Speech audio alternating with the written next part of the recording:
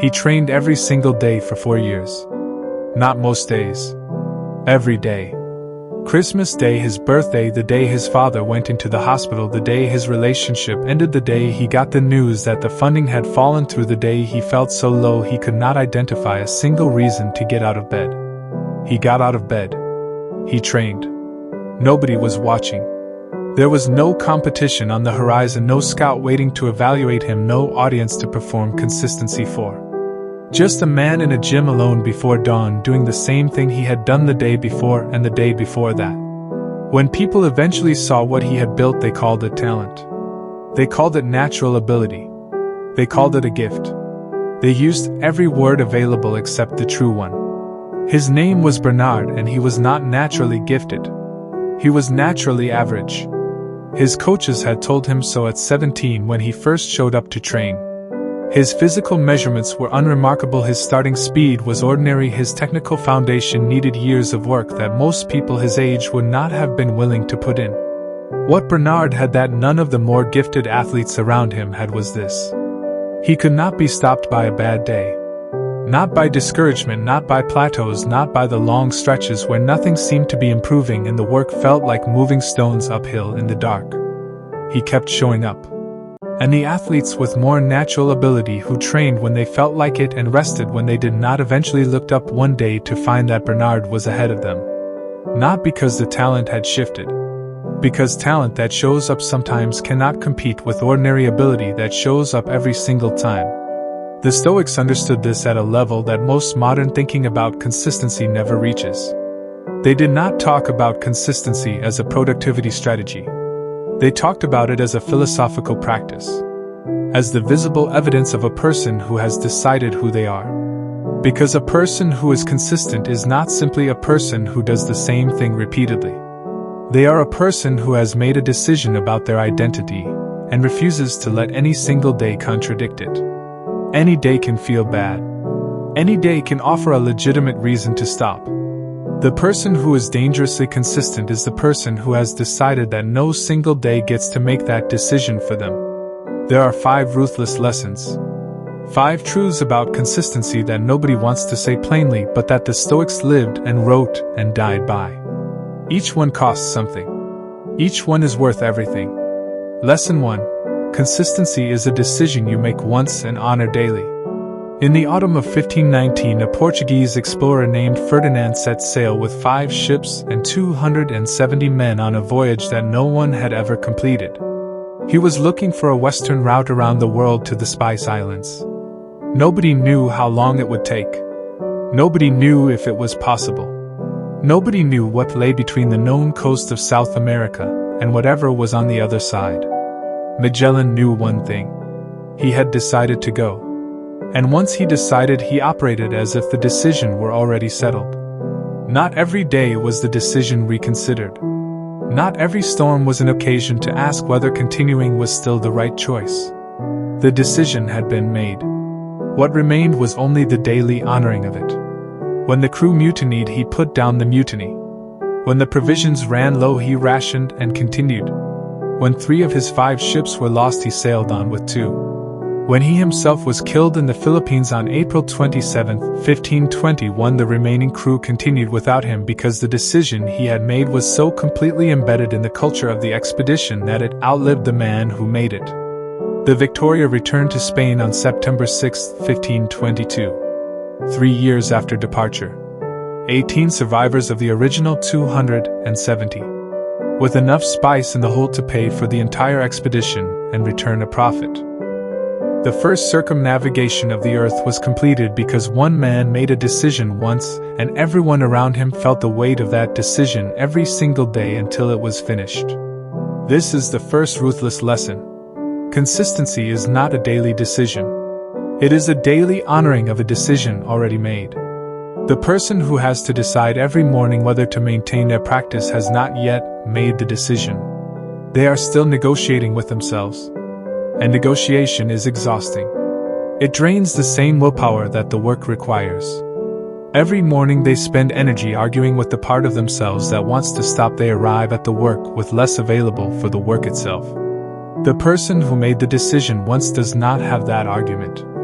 The decision is settled. The only question each morning is how well they will honor it today, not whether they will honor it.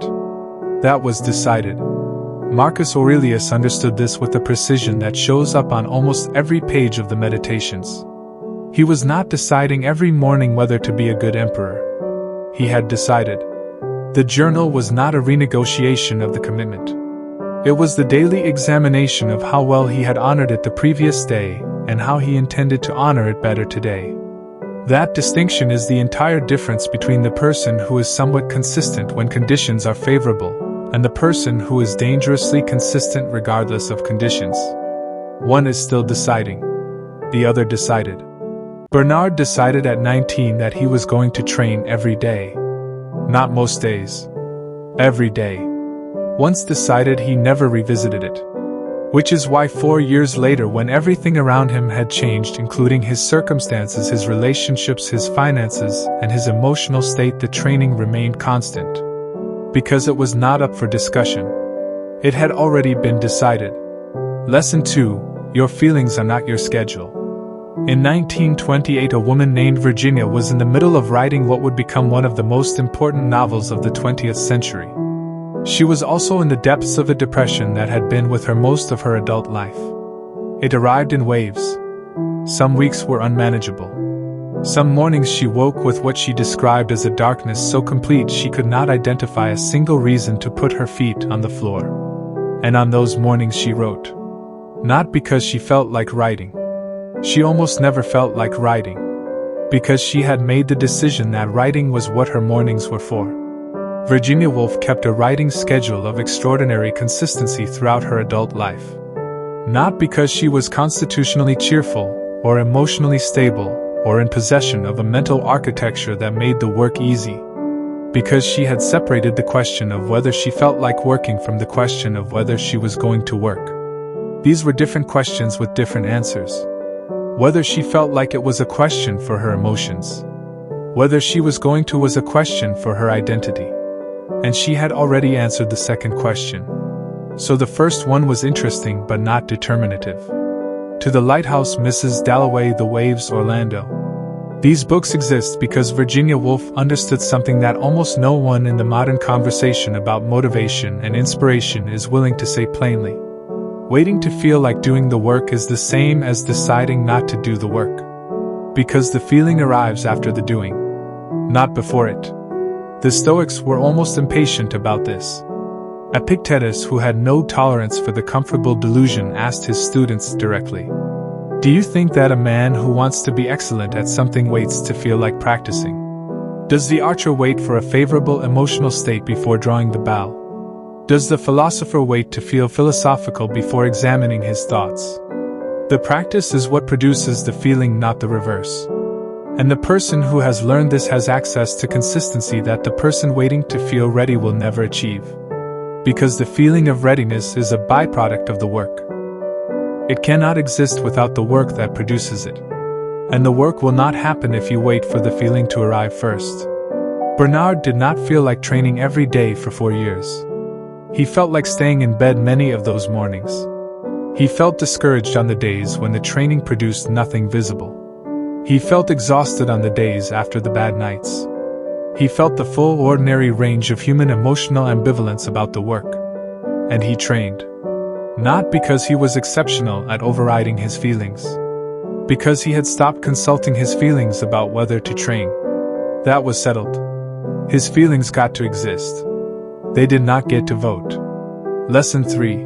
The plateau is where most people quit, and where you must not. In 1878, Thomas Edison announced to the world that he was going to invent a practical electric light. The scientific community was largely skeptical. The gaslight industry was actively hostile.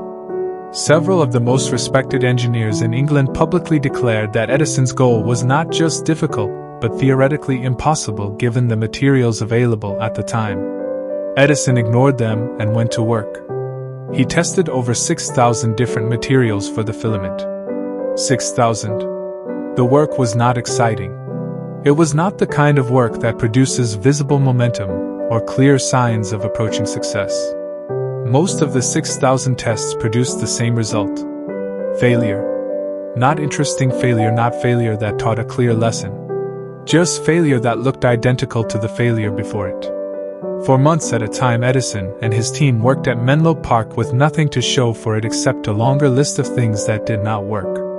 His investors grew nervous. His staff grew discouraged.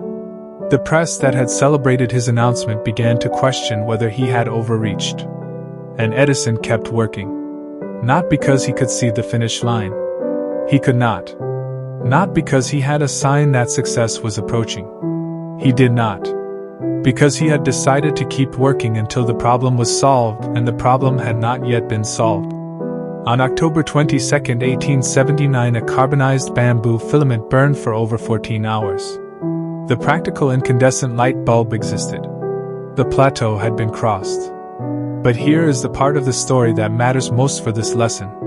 The plateau Edison experienced was not a period of failure. It was a period of accumulation. Every test that did not work narrowed the field of what might work. Every failed material eliminated a candidate and moved the solution closer. The visible result during those months was nothing. The actual result was the slow convergence of possibility toward a single answer. This is what the plateau always is. It is not the absence of progress. It is progress that has not yet become visible. And the person who quits during the plateau quits during the very period when all their previous work is compounding toward the breakthrough they cannot see coming. The Stoics had a word for the patience required to continue through the plateau. Hypomone. Endurance, not passive waiting but active sustained engagement with the work during the period when the work appears to be producing nothing. Marcus Aurelius wrote about this in a way that sounds almost unbearably simple. Continue, he wrote. When it is hard, continue. When nothing seems to be working, continue. When the evidence suggests that stopping would be reasonable, continue. Not because continuation is always correct, but because the person who stops during the plateau will never know whether the breakthrough was one more day of work away. Edison's carbonized bamboo filament came after 6,000 failures. What if he had stopped at 5,999? The filament was one test away. He would never have known. The ruthless truth about consistency is that the plateau is not a sign to stop. It is the test. The filter that separates the people who decided once from the people who are still deciding. Bernard hit multiple plateaus across those 4 years. Months where his performance numbers did not move. Months where athletes he had been ahead of caught back up. Months where the work felt identical to the work from a year earlier, and the gap between who he was and who he was trying to become felt no smaller than it had at the start. He kept training. Not because he could see the improvement. Because he had decided to. And the improvement came. Not on his schedule. On the schedule of the work. Which is the only schedule that has ever mattered. Lesson 4. What you do in private determines what you become in public. In the 1950s, a young preacher in Montgomery, Alabama was preparing sermons every week for a congregation that numbered in the hundreds. His name was Martin. He was 25 years old when the Montgomery bus boycott began in December of 1955. He was thrust almost overnight into the center of one of the most consequential civil rights campaigns in American history. He was expected to speak, to lead, to articulate with clarity and power and moral precision what the movement stood for and what it demanded. And he did. The speeches he gave during that period are still studied for their rhetorical power. The cadence, the imagery, the theological depth, the political sharpness. People who heard him speak described the experience as something close to transformation. They attributed it to charisma. They attributed it to divine calling. They attributed it to the extraordinary nature of the moment and the man who had been placed at the center of it. Almost no one talked about the thousands of sermons he had prepared and delivered in the years before anyone outside Montgomery had heard his name. The years of study, the years of writing, the years of standing in front of small congregations working through ideas that were not yet fully formed, finding the language for things that had not yet found language, failing at the delivery, and trying again the following Sunday. Martin Luther King Jr. did not discover his voice in 1955. He had been building it in private for years before the world arrived to hear it. This is the fourth ruthless lesson, and it is perhaps the one that the modern culture of performance and visibility most completely ignores. What you do in private is not preparation for becoming something. It is the becoming. The public moment does not create the person. It reveals the person that private consistency has already built. And nothing can substitute for it. The speaker who has spoken 1,000 times in empty rooms is not the same person as the speaker who has spoken twice in front of audiences. The athlete who has trained 10,000 hours is not the same person as the athlete who has trained 1,000. The writer who has filled 20 notebooks that no one will ever read is not the same person as the writer who has filled 2. The difference is not raw talent. It is the accumulated weight of private consistent work that has shaped the person at the level of reflex and instinct and automatic response. Epictetus taught his students that the philosopher who is only philosophical in public is not a philosopher. He is a performer. The test of the philosophy is what happens in private. When there is no audience, when there is no praise, when there is nothing external to justify the effort. Because what you do when no one is watching is not a performance of who you are. It is who you are. Marcus Aurelius wrote the Meditations in private. He never intended them to be read by anyone. They were his private practice of becoming. And what they reveal is a man who was doing the philosophical work with the same rigor in private that he expected himself to demonstrate in public. Possibly more rigor. Because the private work is where the public person is built. Bernard trained before dawn every day. The gym was empty. No coaches, no training partners, no one to see the work, or record it or celebrate it. Just him and the bar and the clock and the decision he had made. When the competitions came, he did not perform discipline. He expressed it. Because it had already been built in the dark. In the silence.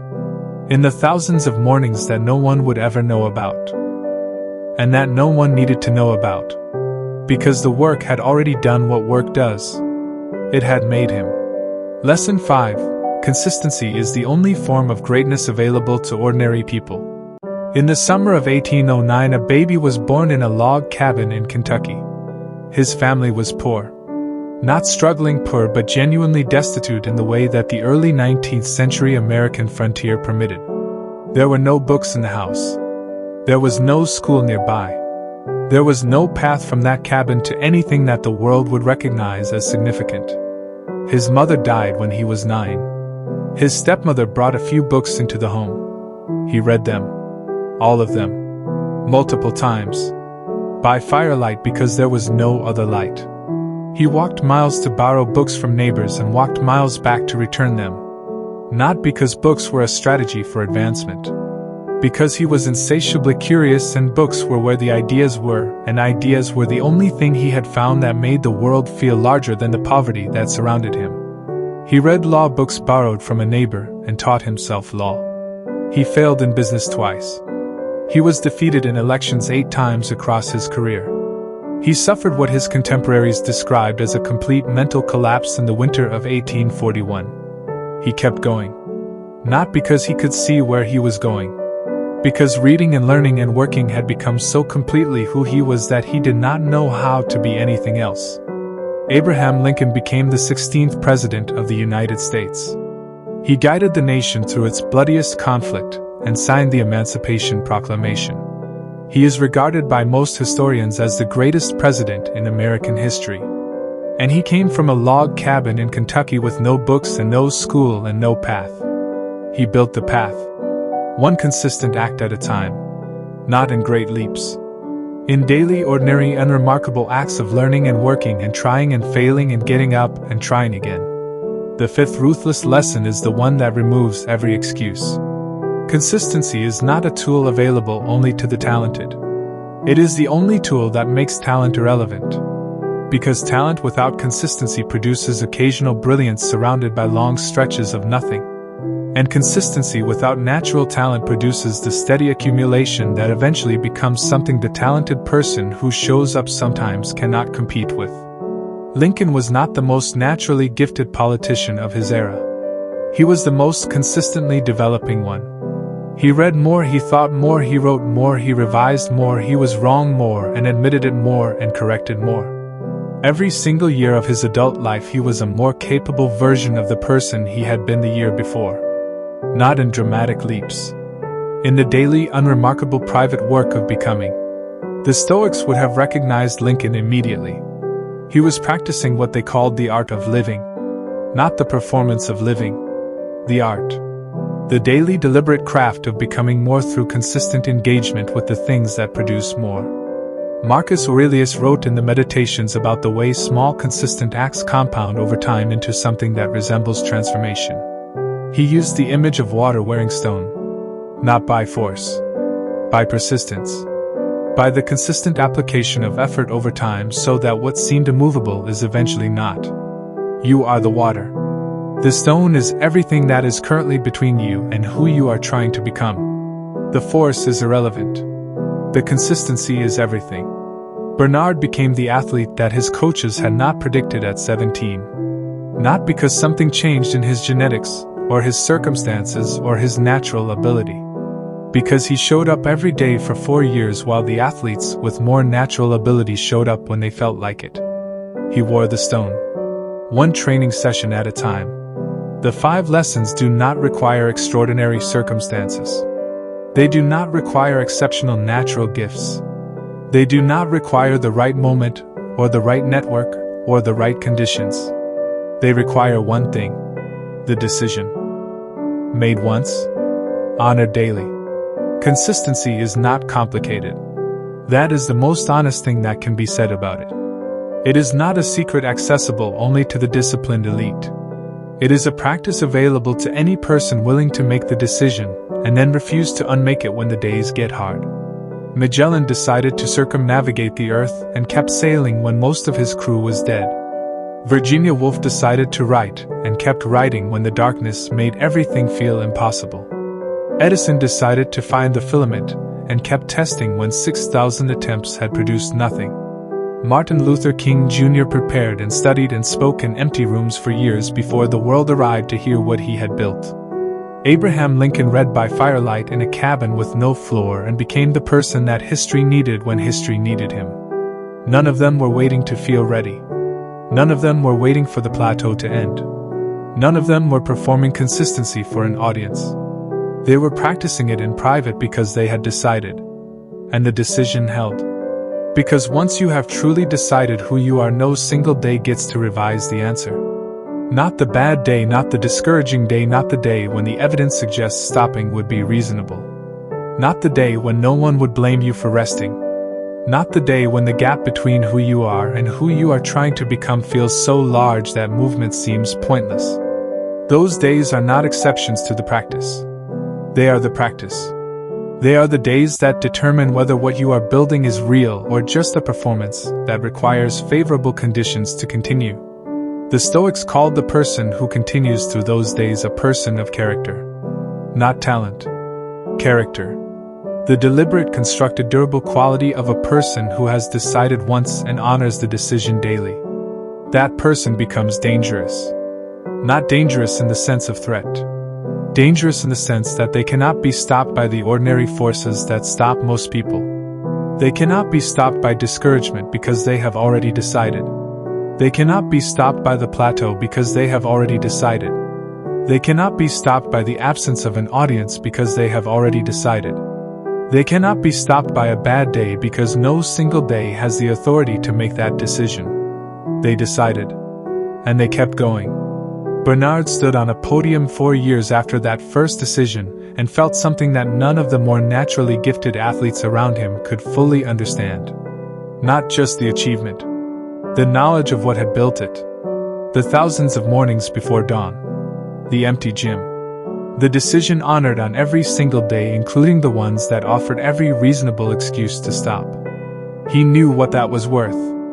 Not because of what it had produced. Because of who it had made him. That is what consistent practice builds. Not just results. The kind of person whose results can be trusted. Because they were not built on feeling or motivation or favorable conditions. They were built on the decision, which holds. Because the person who made it decided. And deciding means not deciding again tomorrow. Begin. Please subscribe for more. He walked into the negotiation already defeated. Nobody in that room knew it yet. Not his opponent, not his legal team, not the three executives sitting across the table with their folders and their carefully arranged expressions of polite indifference. But the moment he sat down, and they made their opening offer, he let them see it. His jaw tightened. Just slightly. His eyes moved to his attorney for exactly 1 beat too long. He shifted in his chair. 3 small things. 3 involuntary, tiny, readable things. And the man sitting across from him saw every single one. His name was Richard, and he was a corporate attorney who later wrote about that negotiation in detail because of what happened in the hours that followed. The moment he saw those 3 things, he said he knew the deal was his. Not because of the numbers. Because he now knew where the other man's ceiling was. He knew how much he actually wanted this. He knew how afraid he was of walking away. He knew that whatever number Richard put on the table next, the man across from it was going to find a way to say yes. Because his face had already said yes before his mouth opened. The other man went home that evening having agreed to terms that cost him $400,000 more than he needed to spend. He spent the drive home trying to understand what had happened. He had prepared, he had researched, he had practiced his position, he had done everything right on paper. But he had walked into that room with his emotions sitting on the outside of his face, where anyone with the patience to read them could see exactly where he stood. And Richard had read them in the first 30 seconds. And the negotiation had been over before it began. This is not a story about suppressing your feelings. This is not a story about becoming cold or robotic or emotionally absent from your own life. This is a story about understanding something the Stoics spent centuries trying to articulate with precision. Your emotions displayed without discipline are not expressions of your humanity. They are levers. And anyone who knows how to pull them owns you. Every time you let frustration show on your face, you tell the room what bothers you. Every time you let eagerness leak into your voice, you tell the room what you want. Every time you let anxiety flicker across your eyes, you tell the room what you are afraid of losing. And the room will use every single piece of that information. Not always maliciously. Sometimes just automatically. The way a chess player uses every piece on the board. The Stoics called this one of the most dangerous forms of self-betrayal. Not lying to yourself about what you feel. Displaying what you feel to people who have not earned the right to see it, and who will use it against your interests the moment it becomes useful to do so. There are 7 silent mistakes that let others control you through your emotions. 7 patterns so common, so deeply woven into ordinary behavior that most people never recognize them as mistakes at all. They just experience the results. The negotiations they lose, the opportunities they miss, the power they surrender without knowing they had it. Understanding these mistakes does not make you less human. It makes you unreadable. And an unreadable person is a person no one can manipulate. Mistake 1. Reacting before you have understood. In the spring of 1863, a Union general named Ulysses Grant was facing one of the most difficult military problems of the Civil War. He needed to get his army across the Mississippi River to attack the Confederate stronghold at Vicksburg. Every frontal approach had failed. Every plan his staff had proposed had been rejected or abandoned. The pressure from Washington was intense. The press was calling for his removal. Abraham Lincoln was receiving letters from senators and citizens and military advisors, all recommending that Grant be relieved of command. And in the middle of all this pressure, this criticism, this noise from every direction, Grant did something that his contemporaries found almost incomprehensible. He went quiet. He stopped reacting to the criticism. He stopped defending himself in the press. He stopped making public statements about his strategy. He stopped performing the urgency that everyone around him was performing. He sat with the problem. He looked at it from every angle without the distortion that reactive emotion creates. He studied the river, he studied the terrain, he studied the Confederate positions, he studied the history of sieges and river crossings going back centuries. And then one evening he looked at a map and he saw it. A route that no one had considered because it required moving his entire army south below Vicksburg, crossing the river below the Confederate guns and attacking from behind. The campaign that followed was one of the most brilliant military operations in American history. Vicksburg fell on July 4, 1863, and the Union controlled the Mississippi River for the rest of the war. It happened because Grant refused to let the pressure of external opinion force him into a reaction before he had fully understood what he was dealing with. The first and most costly emotional mistake is reacting before you have understood. It looks like defending yourself the moment you feel attacked. It looks like arguing the moment you feel contradicted. It looks like making decisions the moment anxiety demands that something be done. It looks like saying things in anger that reveal exactly how much the situation has gotten to you. Marcus Aurelius called this being ambushed by impressions. The impression arrives before the thought. Something happens and the emotional reaction fires immediately, and the person who has not trained themselves to pause finds themselves already committed to a position before they have decided whether the position is correct. Epictetus described the practice that counters this with his characteristic directness. First learn to be silent, he said. Then when you speak, let it be something better than silence. The principle behind this is not about being cold. It is about understanding that the emotion that fires in the first moment of provocation is almost never your best thinking. It is your survival mechanism. It is the ancient part of your brain designed to protect you from immediate physical threat, responding to a social or professional situation as if it were the same thing. And it is not the same thing. The threat of losing a negotiation is not the same as the threat of a predator. But your nervous system cannot always tell the difference.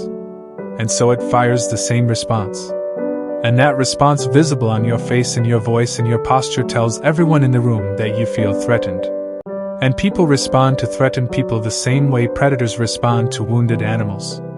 They press. Grant did not press back. He went quiet. He understood first. He moved when he was ready. And he won. Mistake 2, letting your face speak before you do. In the court of Louis XIV, the Sun King of France, there was a man named the Duke of Saint-Simon who spent decades observing the most elaborate performance of power in European history. He wrote about what he saw in his memoirs with a precision that makes them still astonishing to read. What he noticed most was not the grandeur. It was the faces. At Versailles, he wrote, the face was everything. Every courtier, every minister, every diplomat, every person who had business at the French court understood that their expressions were being read constantly.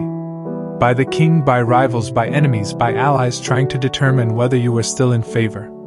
The people who survived and thrived at Versailles were the ones who had turned their faces into controlled instruments.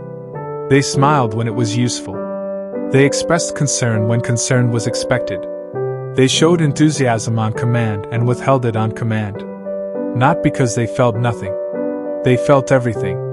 But they had learned that allowing their face to reflect their interior state in real time was the same as publishing a daily report of their weaknesses for every competitor to read.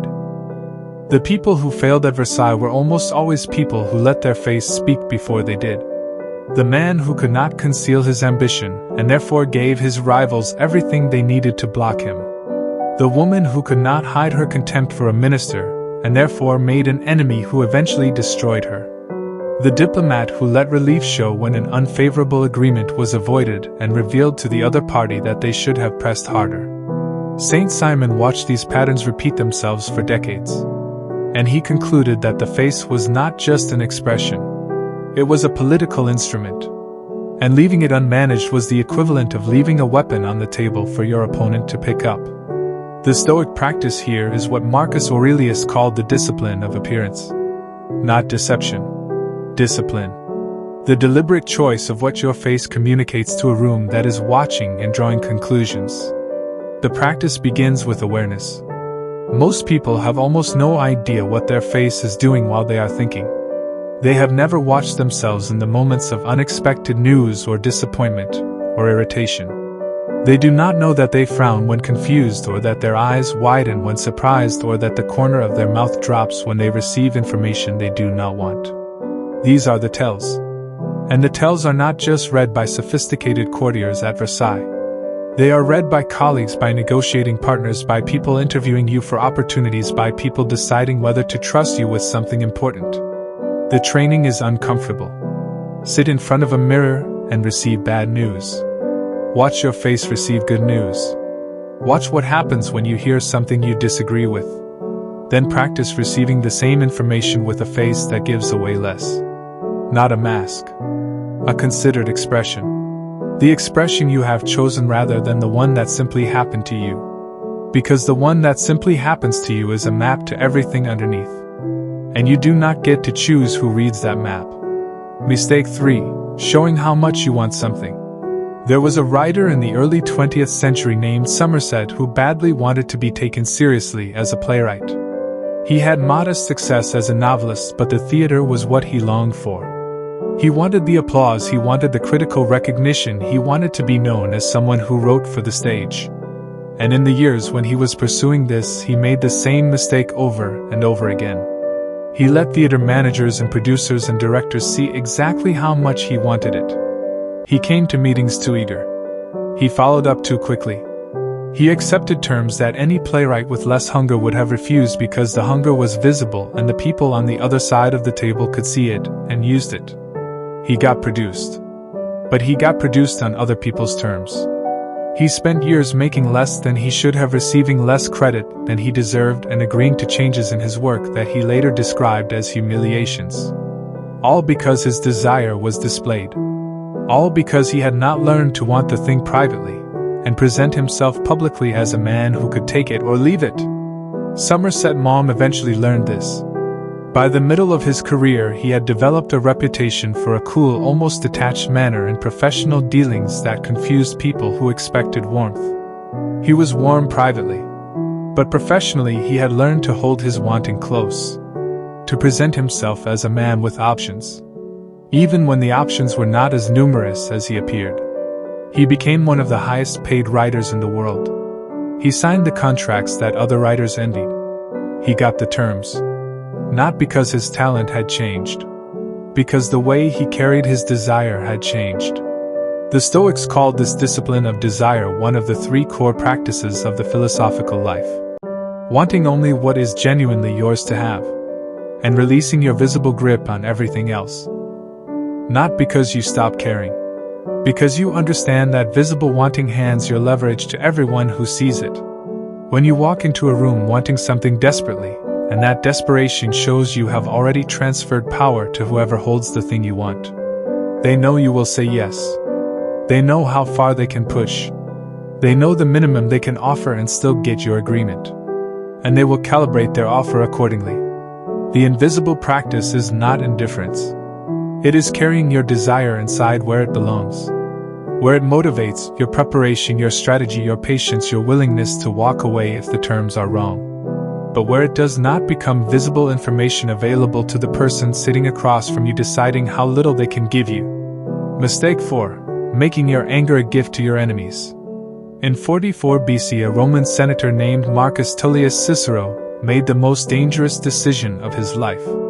Julius Caesar had just been assassinated. Rome was in chaos. And into that chaos stepped Mark Antony, who was positioning himself as Caesar's successor and accumulating power at a speed that Cicero found alarming. Cicero was the greatest orator in Roman history. He had spent his career using words as instruments of political power. And he was furious. He was furious at what he saw as Antony's cynical manipulation of Rome's grief. He was furious at the threat to the republic he had spent his life defending. He was furious at the men who had stood by while the institutions he loved were dismantled. And he let the fury speak. He delivered a series of speeches against Mark Antony that are among the most brilliant pieces of political rhetoric ever written. He called them the Philippics after Demosthenes' speeches against Philip of Macedon. They were brilliant. They were devastating. They exposed Antony's corruption, his hypocrisy, his contempt for Roman law with a precision and ferocity that left Antony with almost nothing to say in response. And they got Cicero killed. Because brilliant, angry exposure of a powerful man's weaknesses does not destroy powerful men. It enrages them. And an enraged man with an army is more dangerous than a corrupt man being slowly exposed. Mark Antony had Cicero assassinated in December of 43 BC. His hands were cut off because those hands had written the Philippics. His head was displayed in the Forum. Cicero's anger had been legitimate. His cause had been just. His analysis had been correct. And he had handed his enemy exactly what was needed to destroy him. Because anger displayed at that level is not power. It is vulnerability wearing the costume of power. It tells the person you are directing it at precisely how much they have gotten to you, precisely how threatened you feel, precisely what matters enough to you that you will set aside strategy and just attack. And a strategic opponent will take that information and use it. Every time. Marcus Aurelius wrote about anger with an honesty that is unusual even among the Stoics. He described his own anger as something he watched in himself with suspicion. Not because anger is always wrong, but because anger displayed prematurely or without control almost always serves the interests of the person who provoked it rather than the person who feels it. He had a practice. When something made him angry, he would wait. Not forever. Long enough for the first wave to pass.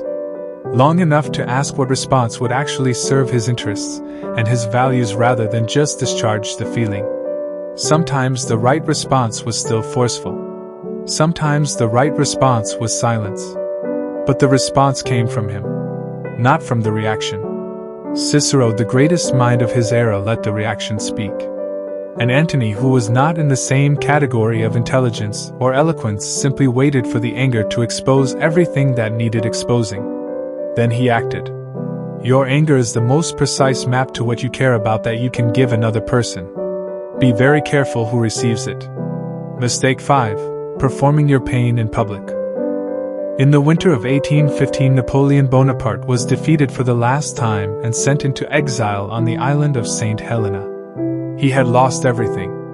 An empire, 20 years of conquest, the adoration of millions, the position of the most powerful man in Europe. He had lost it comprehensively and publicly, and in a way that left no room for ambiguity. And the British observers who watched him during his years on St. Helena reported something that surprised them. He did not appear to be a man in agony.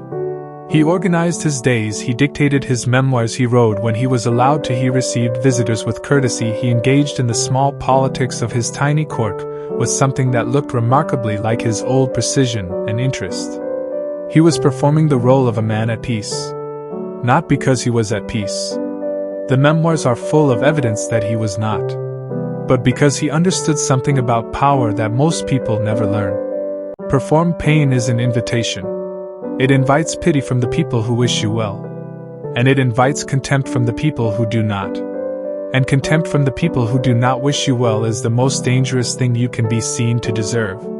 Because it removes the last protection that a defeated person has. The uncertainty about whether they are truly finished. Napoleon in exile presented himself as a man who might still matter. Who might still think, who might still be relevant, who might still be dangerous in some dimension the world had not fully assessed. He kept people guessing. Not through deception.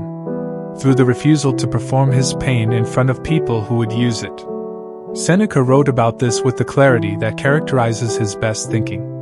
He said that the wise person endures suffering but does not advertise it. Not because suffering is shameful, but because the advertisement of suffering invites intervention from people whose intervention you do not control and cannot always afford. There is a version of sharing pain that is genuine and necessary. Between people who have earned the right to see your interior life. Between the people who have demonstrated over time that what you share with them will be held with care and not used against you. That sharing is not weakness. It is intimacy. But there is another version. The public display of pain to rooms full of people who have not earned it. The broadcasting of vulnerability to audiences that include people who will see it as opportunity. The performance of suffering in contexts where suffering is information that changes how you are treated. That version is not intimacy. It is a transfer of power. And most people engage in it without understanding what they are giving away. Because the culture says that openness is always virtuous. That vulnerability is always strength. And in the right context with the right people it is both of those things. But the context matters enormously. And the people matter enormously. And the Stoic wisdom is not to suppress your pain. It is to be sovereign about who receives it. Mistake 6. Letting praise move you as much as criticism. There was a Japanese swordsman in the 17th century named Miyamoto Musashi who became the most celebrated duelist in Japanese history. He fought over 60 duels. He won them all. He was never defeated in single combat. And late in his life, when he retired to a cave to write his philosophy of strategy, he made an observation that his students found strange. He said that the most dangerous moment in any contest was not when you were losing. It was when you were winning. Because winning creates the same emotional disruption as losing, just in the opposite direction. When you are losing, your anxiety makes you reactive. But when you are winning, your elation makes you careless. Your guard drops, your attention softens, the sharpness that kept you alive while the contest was uncertain goes slack because the situation no longer feels threatening. And that is when the opponent, who is still paying full attention, finds the opening. Musashi said he had watched more contests decided in the moment of premature celebration than in the moment of obvious crisis. Because the person who is losing is still vigilant. The person who thinks they are winning has already begun to relax. The Stoic version of this insight is the recognition that praise is exactly as dangerous to your inner stability as criticism. Possibly more dangerous. Because criticism at least keeps you alert. Praise tells you the work is done. It tells you that you have arrived at a destination that was never supposed to be a destination.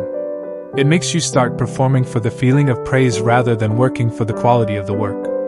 And the moment you start performing for praise, you have handed control of your direction to whoever is doing the praising. Marcus Aurelius wrote about this in a passage that still shocks people who expect a man of his position to be more susceptible to the temptation he is describing. Never esteem anything as advantageous to you that will cause you to break your word or to lose your self-respect, he wrote. And he was writing it to himself as a warning. Because he was the emperor, and the praise available to him was essentially unlimited. Every courtier, every general, every senator, every citizen who wanted something from him was willing to tell him he was extraordinary. And he knew that listening to it would destroy the very qualities that made any of it true.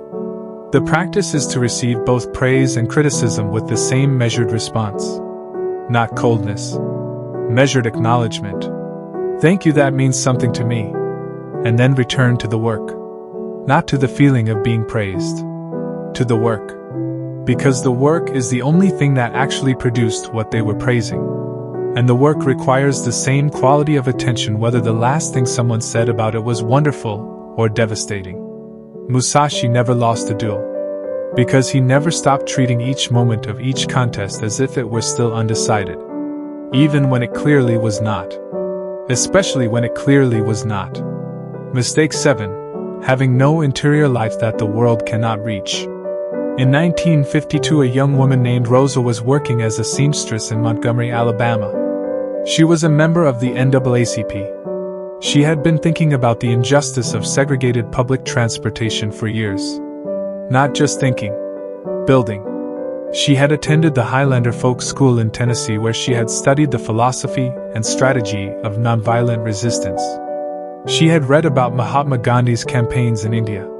She had thought carefully and deeply about what it meant to resist without violence, and what the internal conditions were that made that kind of resistance possible. Because she understood something that most people miss about that December evening in 1955 when she refused to give up her seat on a Montgomery city bus. It was not an impulsive act. It was not an explosion of long-suppressed emotion that finally burst through. It was a decision made from a place of extraordinary interior stability. She was not reacting. She was choosing. And she could choose with that clarity and that steadiness because she had built something inside herself that the humiliation and the injustice and the threat and the fear of what came next could not reach. She had a philosophy. She had a settled understanding of who she was and what she stood for that was so deeply established it did not require the situation to be comfortable or safe or promising in order to remain intact. When the police came, she was calm. When she was arrested, she was calm. When the white community of Montgomery responded with hostility, she was calm. Not because she was not afraid. Because the fear could not reach what mattered most. Rosa Parks said in interviews years later that she had decided long before that evening that she would not be moved by what she could not control. She would be moved only by what she believed. That interior stability, that untouchable core, is the final and most important protection against being controlled by your own emotions. Because every other mistake on this list, every reactive face, every displayed desire, every public anger, every performed pain, every intoxication with praise ultimately comes from the same source.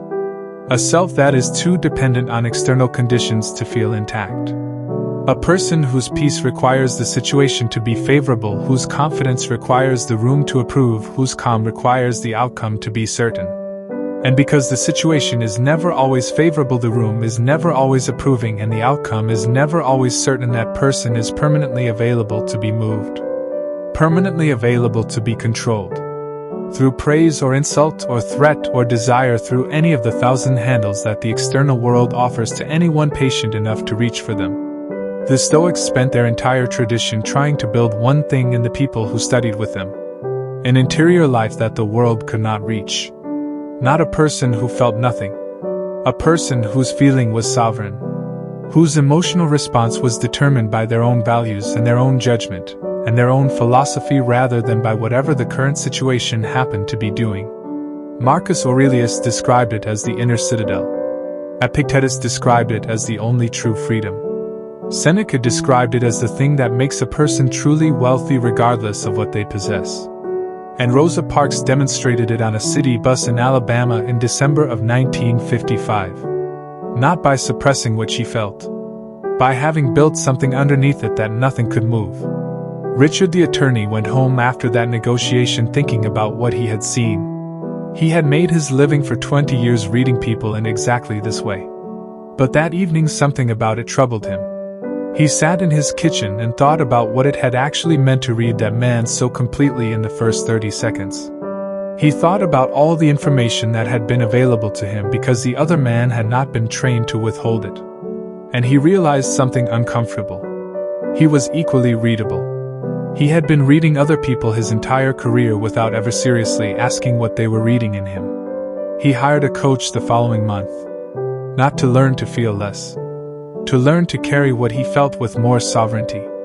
To learn to give the room only what he had decided to give it. And nothing more. This is not about becoming cold. It is about becoming whole. A person who has their emotions on the outside of their face in every situation is not more authentic than a person who has learned to carry those emotions with discipline. They are just less protected.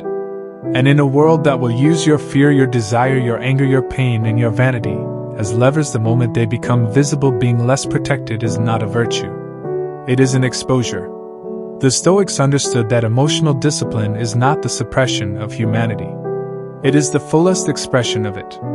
Because the person who can feel deeply and still choose how and when and to whom they reveal what they feel is a person who has not surrendered their interior life to every passing wind.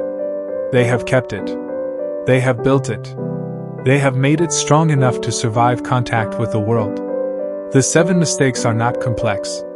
Reacting before you understand, letting your face speak before you do, showing how much you want something, making your anger a gift to your enemies, performing your pain in public, letting praise move you as much as criticism, having no interior life the world cannot reach. All 7 come from the same root. The absence of the inner citadel. The absence of the practiced, deliberate, constructed interior stability that the Stoics built their entire philosophy around. That stability is available to you. Not as a personality trait you either have or do not have. As a practice. A daily practice of noticing what your face does when you did not tell it to do anything. Of noticing when your desire is leaking into your voice. Of noticing when your anger is serving the person who provoked it more than it is serving you. Of noticing when your pain has found an audience that has not earned it. Of building slowly, quietly, privately the interior life that no one can enter without your permission. The negotiation you walk into next time can be different. Not because the other side is weaker. Because you are less readable. Because what you carry inside you is yours. And you have decided what they get to see. And what they do not.